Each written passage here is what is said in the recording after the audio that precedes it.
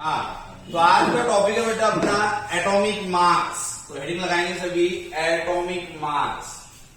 Atomic mass या उसी को अपन बोल सकते हैं relative atomic mass. Relative atomic mass, ठीक है। अब रिलेटिव एटॉमिक मास क्यों बोला जा रहा है? क्योंकि इनिशियली अगर देखें अपन शुरुआत में तो हमको कोई ऐसा एटॉम का मास पता नहीं था, ठीक है। जैसे कि अगर अपन फिजिक्स के पॉइंट ऑफ व्यू से भी बात करें तो फिजिक्स में भी देखिए अगर अपन के एटॉमिक मास यानी मास वेट 1 kg कहां से आया, बताओ। 1 kg जो लिए है वो कहां से आया? तो भाई यूनिवर्सल में किसी को पता नहीं था कि 1 kg क्या है करके, ठीक है। तो क्या किया गया, तो एक जो है वो प्लेटिनम वगैरह का एक टुकड़ा, एक वेट जिसको 1 kg अज्यूम किया गया, माना गया कि ये कितना है भाई 1 kg, क्योंकि पता तो था नहीं कि किसका मास क्या रहना। तो भाई कोई एक ऐसी चीज, कोई ऐसा टुकड़ा, कोई ऐसी जैसा सिलेंडर कुछ भी होगा जो भी, उसको ये अज्यूम किया गया, ये माना गया कि ये 1 kg है। बस ये बोलते गए कि ये कितना है, दिस इज 1 kg। और पूरी दुनिया के लोगों ने उसको मान लिया कि ये 1 kg है। जैसे भाई मेरे पास में अगर कोई एक सिलेंडर है और इस सिलेंडर को मैं मान लू कि भाई ये सिलेंडर मेरे पास में 1 kg का सिलेंडर है, इस तरीके से, ठीक है। अब ये मान लिया गया, इसको सभी लोग अज्यूम करेंगे कि भाई ये कितने का है, ये 1 kg सिलेंडर का, ये 1 kg का मेरे पास में है। अब 1 सिलेंडर, ठीक है। अब फिर मैं क्या करूंगा, मुझे भाई किसी और चीज का मास निकालना है तो मैं ये वेट आर लूंगा, वेट बैलेंस, ठीक है। जिसमें मैं क्या करूंगा, एक तरह ने मुझे कोई बॉक्स का मास निकालना, तो ये बॉक्स मैंने इसको रख दिया और यहां पर ये इस तरीके से सिलेंडर में रखता चला गया, एक उसके ऊपर और ऐसे इस तरीके से, फिर और ऐसे ऐसे करके, तो ऐसे 10 सिलेंडर का मास मैंने यहाँ कह दिया कितना भाई, 10 सिलेंडर का mass is equal to mass of this box. यानी इस बॉक्स का मास कितना है, 10 सिलेंडर का मास ये बॉक्स का मास के बराबर है, ठीक है। उसके बाद यहाँ 10 किलो, अभी किलो नहीं, अभी क्या, यानी भाई इनिशियली अपन बोल रहे हैं कि जो ये केजी आया वो कैसे आया, तो क्या था, यूनिवर्सल में कोई एक चीज, जैसा बोला जाता है कि लंदन जो अभी भी है अपने पास में, लंदन के जो है लैब में बेटा वो प्लेटिनम का एक वो वेट रखा है, एक बार्ट रखा है, जिसको दुनिया ने 1 kg अज्यूम किया, माना था। उसी के रिस्पेक्ट में, उसी के रेफरेंस में दुनिया के पूरे वेट एक बनाए गए, ठीक है। उसको गिन गिन के उसको ऐसे पूरे वेट बनाए गए, ठीक है। यानी शुरुआत में कुछ कोई तो जानते नहीं था ना 1 kg क्या है, कहां से है, तो इस तरीके से आगे तो वो उसको मान लिया, अभी भी रखा हुआ है, वो प्लेटिनम का है करके, वो प्लेटिनम मेटल का बेटा, तो उसको माना गया। वैसे ही अपन देख रहे हैं कि भाई किस तरीके से एटॉमिक मास निकालेंगे, तो जुगाड़ करते हैं। जुगाड़ के अपना जुगाड़ है कि भाई मेरे पास में सिलेंडर का टुकड़ा था, मैंने उसको मान लिया कि भाई ये 1 kg है, यानी भाई सिलेंडर को एक मैंने एक रेफरेंस मान लिया, इसके रेफरेंस में मैं सबके वेट निकाल रहा। तो मैंने एक मेरे पास में बॉक्स था एक बड़ा, उसका मैंने वेट गिना, तो मुझे लगा कि भाई ये जो बॉक्स का वेट है ये 10 सिलेंडर के बराबर है। कितना है, 10 सिलेंडर के बराबर। छोटू का वेट मुझे गिनना पड़ा, तो छोटू का वेट मैंने गिन लिया, मुझे लगा कि वो 35 सिलेंडर के बराबर है, ठीक है। उसके बाद में आदित्य का अगर अपन गिनेंगे, आदित्य, तो आदित्य का आ जाएगा भाई कि ये 60-70 सिलेंडर के बराबर है ना, इस तरीके, ठीक है ना आदित्य। तो इस तरीके से अपने को बेटा ये वेट गिनना पड़ रहा, तो बार बार मुझे क्या लिखना पड़ रहा, सिलेंडर के बराबर है। किसके बराबर है, सिलेंडर के बराबर है, सिलेंडर के बराबर है। अब मुझे बार बार ये चीज को लिखना ही पड़ रहा, सिलेंडर के बराबर है, सिलेंडर के बराबर है, सिलेंडर। तो ये इतना बड़ा ना बोलते हुए साइंटिस्टों ने इसको क्या मान लिया, एक यूनिट मान लिया और उसका नाम रख दिया केजी। क्या नाम रख दिया, यानी अब मुझे ये बोलना नहीं कि सिलेंडर के बराबर है, कितना है, 1 kg, 10 kg, 17 kg, 18 kg, 20 kg। बात समझ में आ रही? तो यानी ये सिलेंडर बार बार ना बोलते हुए जुगाड़ ये किया गया, जुगाड़ ये लगाया गया कि भाई ये सिलेंडर शब्द को ही एक यूनिट मान लिया गया और उसको एक 1 kg नाम रख दिया गया। इस तरीके से मास आया। वो मास कैसा आया, तो रिलेटिव आया। क्या आया, यानी रिलेटिव आया ना। वैसे ही बेटा अपना एटॉमिक मास, शुरुआत में तो जब रिसर्च ये सब होना शुरू हुई तो एटॉमिक मास की जरूरत पड़ी, तो साइंटिस्ट को एटम का मास पता नहीं था। तो क्या किया जाए, तो भाई एक ऐसा कुछ तो भी किया जाए कि किसी एक एलिमेंट को ऐसा स्टैंडर्ड और रेफरेंस एलिमेंट बनाया जाए जिसके रिस्पेक्ट में सभी के मास को कैलकुलेट किया जाए।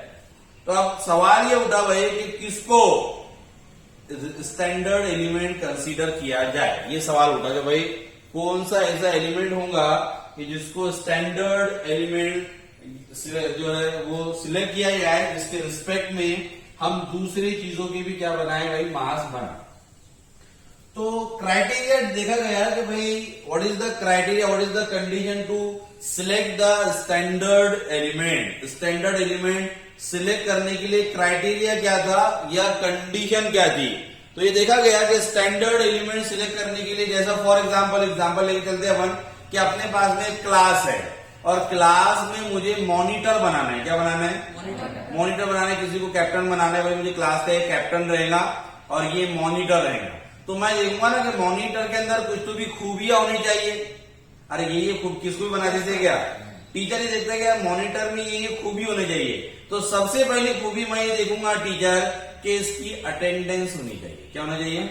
Class attendance. क्या किसी ऐसे बच्चे को, लड़के को अपन मॉनिटर बनाएंगे जो महीने में 1-2 बार आता है? अरे यही खुद 1-2 बार आता है महीने में, तो ये क्या मॉनिटर की बात रहेगा बेटा। तो पहला क्राइटेरिया, पहली कंडीशन की उसकी अटेंडेंस। यहां पर क्या इस्तेमाल करेंगे अपन, तो यहां करेंगे अबंडेंस। क्या इस्तेमाल करेंगे?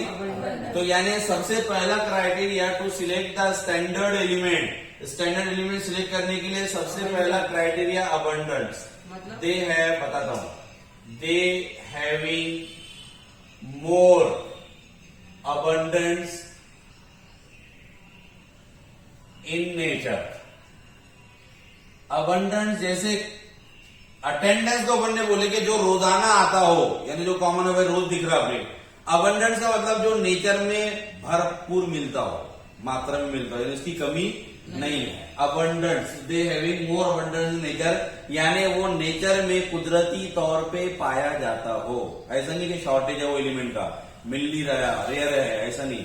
जो अपने को भरपूर मात्रा में मिलता हो, नेचर में उपलब्ध हो, पाया हो बेटा, जिसकी बहुत ज्यादा अबंडेंस हो, जिसकी बहुत ज्यादा पैदावार हो, यानी जो मिलता है, ऐसे एलिमेंट को बनाया जाएगा स्टैंडर्ड एलिमेंट। तो पहली कंडीशन क्या, they having more abundance in nature, nature में उसका ज्यादा अबंडेंस हो। दूसरा क्राइटेरिया, फिर क्लास में आ जाओ, क्या कोई ऐसे बच्चे को हम मॉनिटर बनाएंगे जो ज्यादा ही शरारती हो, बहुत ज्यादा शरारती है, भाई बहुत मस्ती करता है, बहुत शरारत करता है? नहीं, ऐसे को नहीं बनाएंगे। तो पूरी क्लास सर को डालेगा मॉनिटर बनाए, चलो रे बोले भाई अपना ही पूरा राज है, करो रे मस्ती, ये मस्ती कर रहे हैं, मार कूद रहे, ये कर रहे थे, ऐसे को भी नहीं बनाया जाएगा।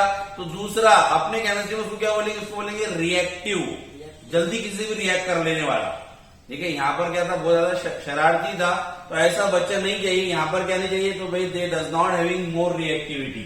तो second point, they does not having more reactivity, जिसकी बहुत ज्यादा रिएक्टिविटी ना हो, यानी एयर में छोड़ा और किसी से भी रिएक्ट कर लेगा, आग पकड़ लेगा, ऐसा नहीं होना चाहिए। कि भाई उसको अगर अपन ने खुला छोड़ दिया हवा में, तो हवा से ही रिएक्शन करके आग पकड़ लेगा, जैसे सोडियम मेटल वगैरह हो जाती है जो आग पकड़ लेती है बेटा। तो ऐसा भी रिएक्टिव नहीं चाहिए। ठीक है, और एकदम मड भी नहीं चाहिए, सुन बैठा बोले क्लास का कोना पकड़ के, ये सब इधर बातें जिधर कर रही है, बेचारा सुन रहा था, मर रहा था। तो क्या ऐसे बच्चे को मॉनिटर बना सकते क्या? तो एकदम सुन भी नहीं चाहिए, यानी दे does not having less reactivity, they does not having less reactivity. एकदम ज्यादा भी नहीं होनी चाहिए और एकदम कम भी नहीं, यानी एकदम बच्चा शरारती भी नहीं होना चाहिए, या एकदम बच्चा मट सुन भी नहीं चाहिए कि भाई एकदम सुने, कुछ भी नहीं कर रहा, एकदम बैठा रहता है, ऐसा भी नहीं होना चाहिए। ठीक है, मीडियम हो, दोनों भी हो भाई, क्या भाई एकदम भी एकदम होना हो और एकदम भी जो है शरारती ना हो, दोनों चीजें। तीसरी, चौथा, लास्ट क्राइटेरिया, जिसके क्लास में बहन भाई ना हो। अगर उसको मैंने मॉनिटर बना दिया तो अपने बहन भाइयों को क्या करेगा, नाम नहीं लिखेगा, बोलेगा नहीं, उनको कुछ भी नहीं करेगा, अपने दूसरे बच्चों अपने उठाएंगे सब, वो तो अपने भाई को कुछ बोलता ही नहीं, करता ही नहीं उसको। तो ऐसा बच्चा भी नहीं चाहिए अपने को जिसके क्लास में और भी क्या हो, बहन भाई हो। तो बहन भाई के लिए यहाँ पर दे डज नॉट हैविंग आइसोटोप्स।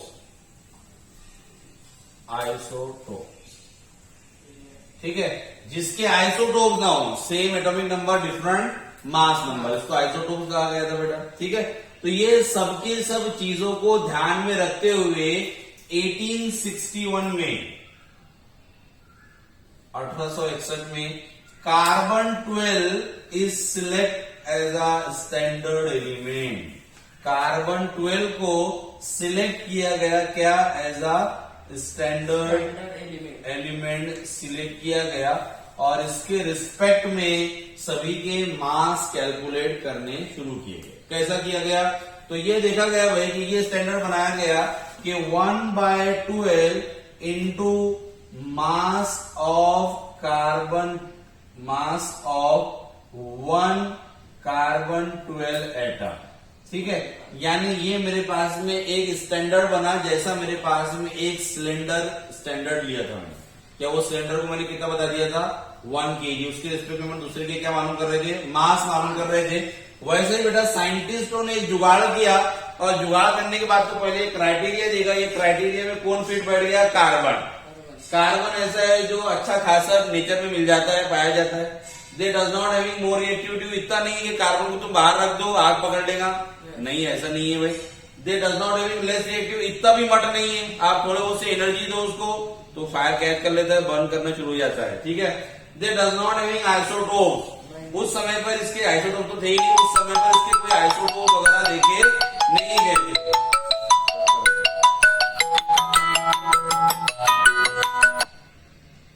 तो क्या देखे भाई अपन ने, एटॉमिक मास या रिलेटिव एटॉमिक मास। ठीक है, तो एटॉमिक मास के लिए यानी मैंने अपन ने फिजिक्स के कंसेप्ट देखा पहले। फिजिक्स का कंसेप्ट अपने को क्या, तो फिजिक्स वालों ने तो जुगाड़ लगाया कि 1 kg कहां से आया, तो ये बात पता ही नहीं थी। तो क्या किया गया भाई, किसी एक चीज को स्टैंडर्ड माना गया। जैसे मैंने अभी एग्जांपल लिया था कि एक सिलेंडर है मेरे पास में, और इस सिलेंडर को मैंने मान लिया कि भाई दिस इज 1 kg, यानी भाई एक स्टैंडर्ड उसको मान लिया। अब मुझे किसी का भी वेट करना है तो मैं क्या कर रहा हूँ, वो सिलेंडर के रिस्पेक्ट में कर रहा। ठीक है, मैंने एक आर्म में, तराजू के एक आर्म में वो सिलेंडर रख दिया, और दूसरे आर्म में कोई जो भी बॉक्स वगैरह एक वेट रख दिया। अब मुझे उसका वेट करना था तो मुझे वहां पर 10 सिलेंडर की जरूरत पड़ी। तो मैंने कहा कि weight of this box is equal to the 10 cylinder. फिर अपन ने छोटू का वेट किया था, तो छोटू का वेट करने पे मुझे 35 सिलेंडर लगे। ठीक है, यानी भाई the weight of Chhotu is equal to the 35 cylinder. फिर हमने आदित्य का वेट किया, तो आदित्य का वेट करने के लिए हमको कितने सिलेंडर लग गए, 70 सिलेंडर अपने को लग गए।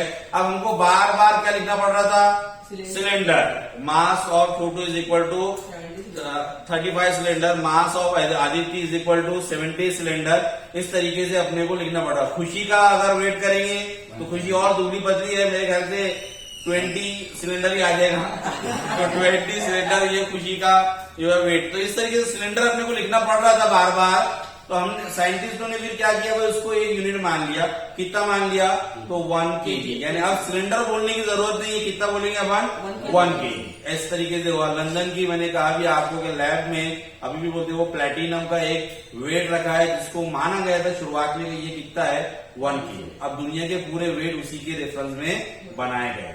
ठीक है, तो ये मास जो है इसको बोलते हैं रिलेटिव मास, यानी किससे रिलेट करके निकाला गया, डायरेक्ट मास अपने पास में नहीं आया। इसलिए मैंने यहाँ हेडिंग डाला रिलेटिव एटॉमिक मास। अब अपने केमिस्ट्री में भी जुगाड़ किया गया। जुगाड़ के लिए देखा गया कि ऐसी कौन सा एलिमेंट लो, क्योंकि हमको तो एटम के मास मालूम करना है बेटा। तो ऐसा कौन सा एटम होगा, कौन सा ऐसा एलिमेंट होगा जिसको स्टैंडर्ड बनाया जाए। अब स्टैंडर्ड बनाने के लिए खूबी होगी। हमने एग्जाम्पल में फिट किया। एग्जाम्पल क्या था, तो एग्जाम्पल मैंने क्लास से आपको बताया, अगर आपको क्लास में किसी बच्चे को एज अ कैप्टन या मॉनिटर सिलेक्ट करना है तो एज अ टीचर आप उसके अंदर कुछ ना कुछ खूबियां देखेंगे। ठीक है, अब खूबी क्या देखेंगे अपन, तो भाई पहली खूबी क्या, वो क्लास में रेगुलर आना चाहिए। रेगुलर आने को अपन बोलेंगे उसकी अटेंडेंस होनी चाहिए भरपूर। अटेंडेंस की जगह यहाँ पर अपन ने फिट किया अबंडेंस। अबंडेंस का मतलब होता है कि ये नेचर में भरपूर मात्रा में मिलना चाहिए, इसका शॉर्टेज ना हो। जैसा वो बच्चा क्लास में रोजाना मुझे मिलना चाहिए, दिखना चाहिए, वैसा ही ये कार्बन नेचर में मुझे कहीं पर भी उपलब्ध हो जाना चाहिए। इसको कहा जाता है अबंडेंस। तो पहला point, having more abundance in nature.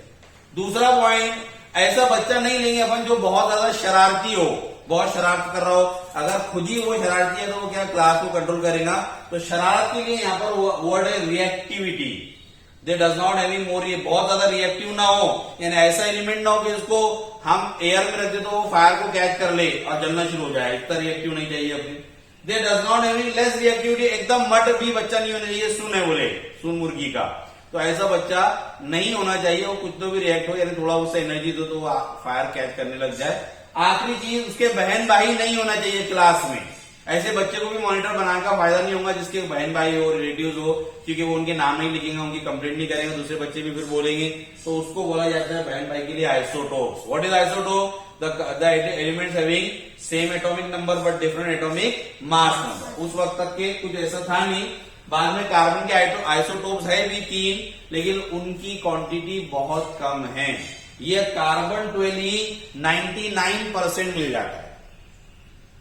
जो अपने आइसोटोप लिया ना कार्बन का, ये कितना मिलता है? 99% नेचर में मिलता है।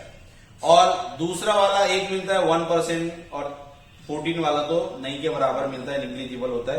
तो इसके आइसोटोप्स ही बहुत कम है। ठीक है, तो ये सब क्राइटेरिया में कौन बैठा? तो इसमें बैठा आपका कार्बन 12। ठीक है, तो 1861 में carbon 12 is select the standard element. ठीक है, फिर एक तरह का क्या बनाया गया, एक तरह की कंडीशन क्राइटेरिया बनाया गया, और वो ये था कि 1/12। हाँ,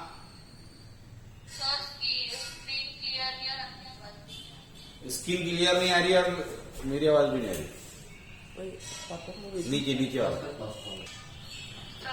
तो फिर किसको बनाया गया भाई? तो 1/12 into mass of carbon 12 atom, इसको माना गया स्टैंडर्ड कंडीशन। अब इसके रेफरेंस में बाकी सभी एटम्स के एलिमेंट्स के मास मालूम किए गए। जैसे सबसे पहले मुझे मालूम करना है कि mass of nitrogen, atomic mass. ठीक है, लिख देता हूं मैं, atomic mass of nitrogen is equal to, तो ये देखा गया कि जो एटॉमिक मास है नाइट्रोजन का वो 14 टाइम्स, यानी 14 into 1/12 into mass of 1 carbon 12 atom के बराबर आया। ठीक है, समझ में ये बात सबके? भाई मुझे नाइट्रोजन का मास देखना पड़ा, तो नाइट्रोजन का मास कितना आया? 14 into 1/12 into mass of 1 carbon 12 atoms का मास है। वो इसी जैसा सिलेंडर, नाइट्रोजन का मास यानी कितने सिलेंडर, तो 1/12, ऐसा मतलब आ रहा उसका। समझ में आया कि भाई ऐसा भी देखे ना बनने के, भाई जो बॉक्स का मास था वो 10 सिलेंडर था, तो वैसे ही वो 10 सिलेंडर, तो ये चीज वो सिलेंडर है। नहीं समझा?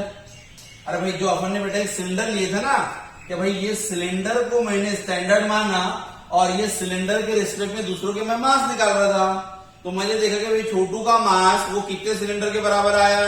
35 सिलेंडर के। ठीक है, सिलेंडर बॉक्स का मास 10 सिलेंडर, आदित्य का मास 70 सिलेंडर, खुशी का मास 20 सिलेंडर, वो सिलेंडर ये है। आया समझ में तेरा? ये चीज को मैंने सिलेंडर बोल दिया। अब मैं बोलूंगा नाइट्रोजन का एटॉमिक मास कितना, तो आया 14 सिलेंडर। समझ में आया? 14 इंटू, अरे भाई जैसे तेरा मास सिलेंडर को मल्टीप्लाई कर देंगे अपन, तो वैसे ही मैंने एटॉमिक मास ऑफ नाइट्रोजन जो 14, उसको कितने सिलेंडर से मल्टीप्लाई करिए, वो 1.2 इंटू मास ऑफ इतने, यानी 14 वगैरह। तो ये जो सिलेंडर है यानी ये वाली क्वांटिटी, तो 1/12 into mass of 1 carbon 12 atoms, ऐसा आता है। ठीक है, अगर मुझे निकालना है एटॉमिक मास ऑफ ऑक्सीजन, किसी ऑक्सीजन का मुझे एटॉमिक मास देना है, तो वो देखा गया कि वो आया 16 into 1/12 into mass of 1 carbon 12 atoms. ठीक है, 16 इंटू 1। ठीक है, मतलब भाई उसका मास आया 16 सिलेंडर। किसका? एटॉमिक मास, नंबर नहीं, एटॉमिक नंबर 8 है, एटॉमिक मास कितना है? डबल, 16। ठीक है, एटॉमिक मास की बात कर रहे हैं, नंबर की नहीं कर रहे हैं। नाइट्रोजन का भी एटॉमिक नंबर 7 है, मास कितना होता है? 14। ठीक है, हाँ। अगर मैंने देखा यहाँ पर कि भाई मुझे लेना है एटॉमिक मास ऑफ सोडियम, तो atomic mass of sodium Na, वो आया मेरे पास में 23 into 1/12 into mass of 1 carbon 12 atom. आ रहा सभी को समझ में? आया क्या? सभी को समझ में आया क्या चीज? बोलो। यस सर, समझ गया। रिया, श्रावणी, प्रांजल, जितने बच्चे सब बोलो, आदित्य, मिहिर, समझ में आया ना बेटा? तो बस ये समझ लो कि ये 1/12 into mass of 1 carbon atom ये क्या है, जैसा भी मैंने सिलेंडर का एग्जांपल दिया था बस सेम वही है।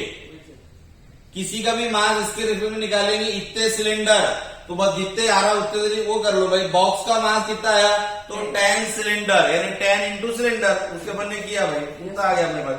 तो वैसे ही बच्चों भी नाइट्रोजन का मास निकालो तो 14 into this, 16 into this value और 21 इंटू दिस वैल्यू, इस तरीके से अपन ने वैल्यू रखते गए तो यहाँ पर हमको मास मिलेगा। ठीक है, अब जिस तरीके से बार बार हमको वो सिलेंडर लिखना पड़ रहा था तो हमने क्या किए, उसको एक यूनिट बना लिए, केजी किलो बना लिए। ठीक है, अब हमको भी बार बार बेटा अपने को ये लिखना पड़ रहा कि 1.12 into mass of 1 carbon atom, 1.12 into mass of 1 carbon, यानी बार बार इतनी बड़ी वैल्यू बोलना पड़ रहा।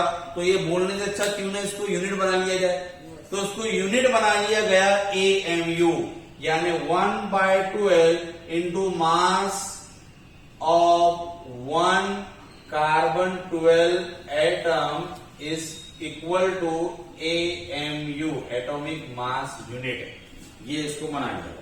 ठीक है, जैसा मुझे बार बार वो सिलेंडर बोलना पड़ रहा था, इसलिए सिलेंडर ना बोलते हुए मैंने उसको केजी बना दिया शॉर्ट में, वैसा मुझे बार 1/12 into mass of 1 carbon atoms लिखना पड़ रहा था। इतना नहीं हमको लिखना है, हम न्यू जनरेशन के बच्चे हैं, हमको छोटा चाहिए, फास्ट चाहिए, तो अपन ने इस वैल्यू को क्या किया, 1/12 मास ऑफ 1 कार्बन एटम को मान लिया यूनिट, और यूनिट का नाम रख दिया AMU। अगर अब मैं बोलूं, आपको बोला बताओ एटॉमिक मास ऑफ नाइट्रोजन कितना रहेगा, तो आप कितना बोलेंगे, 14 AMU। अब वो लिखने की जरूरत नहीं, समझ में आया। मुझे बताओ कि भाई एटॉमिक मास ऑफ ऑक्सीजन, तो आप कितना बोलेंगे, 16 AMU। अब मैं बोलूंगा बताओ सोडियम का मास कितना, तो आप बोलेंगे 23 AMU। यानी हमने ये, हाँ यस बंद कर। तो क्या लिखे अपन ने, रिलेटिव एटॉमिक मास में क्या लिखे भाई, तो it is the number which tells about how many times atom of an element is heavier than 1/12 into mass of 1 carbon 12। यानी ये क्या है, तो ये एक तरह का नंबर है, ये एक तरह का नंबर है जिसमें ये बताया जाता है बेटा कि भाई कोई भी एटम कितने गुना हेवी है, वजनी है, वेटी है, किसके मुकाबले में, 1/12 इंटू मास ऑफ 1 कार्बन 12। ठीक है, आगे सभी को समझ में जो लिखा तो सबको क्लियर हुआ क्या। अब उसके बाद में नेक्स्ट क्वेश्चन देखो, अगला नेक्स्ट क्वेश्चन लिखेंगे, व्हाट इज द क्राइटेरिया या condition, what is the criteria और condition to select standard element, what is the criteria और condition to select the standard element,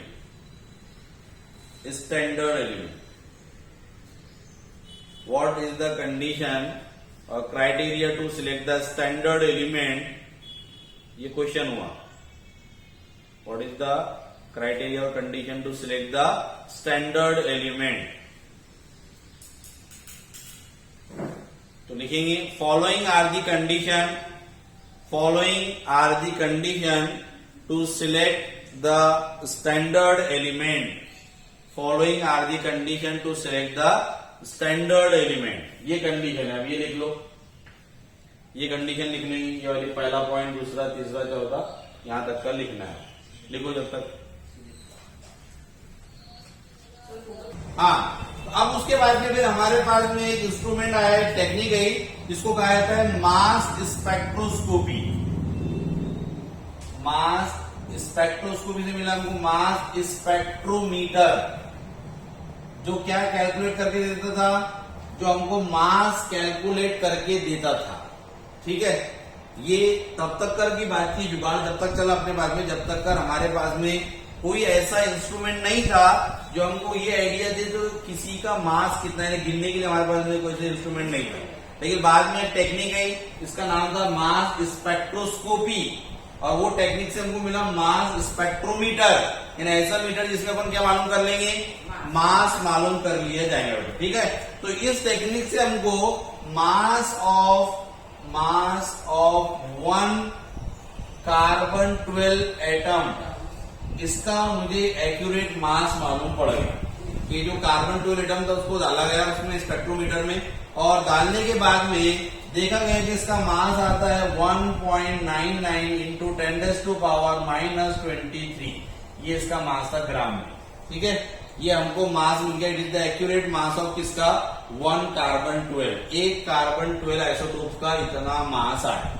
फिर क्या किया गया, तो चलिए इसको फिर रखा गया वैल्यू में। वैल्यू थी हमारे पास में क्या, 1 AMU 1 AMU is equal to कितना था, तो 1 AMU इज इक्वल टू बराबर था 1/12 into mass of 1 carbon 12 atom.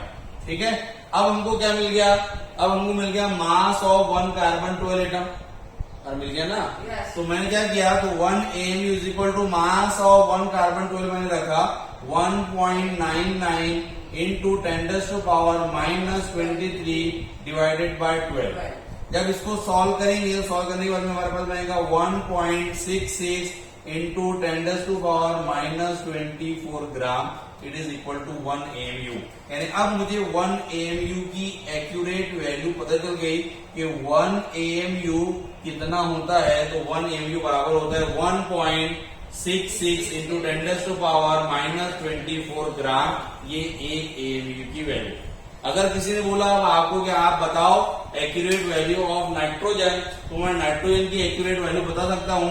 अब मैं क्या करूंगा, तो अब मैं यहाँ पर 14 AMU की जगह पर 14 इंटू 1.66 इंटू 10⁻⁻24 लेकर भी एक्यूरेट और एग्जैक्ट वैल्यू बता सकता हूं किसी भी एलिमेंट। नाइट्रोजन की बात करेंगे तो भाई नाइट्रोजन की value 14 into 1.66 into 10⁻⁻24 gram. It is the exact value of nitrogen. ये नाइट्रोजन की एग्जैक्ट वैल्यू आ जाएगी बेटा किसी की भी, यानी भाई ये वैल्यू क्या है, it is the nothing but the AMU, यानी कि AMU है एटॉमिक मास यूनिट, उसका फुल फॉर्म है एटॉमिक मास यूनिट। ठीक है बेटा, नोट करो इतना।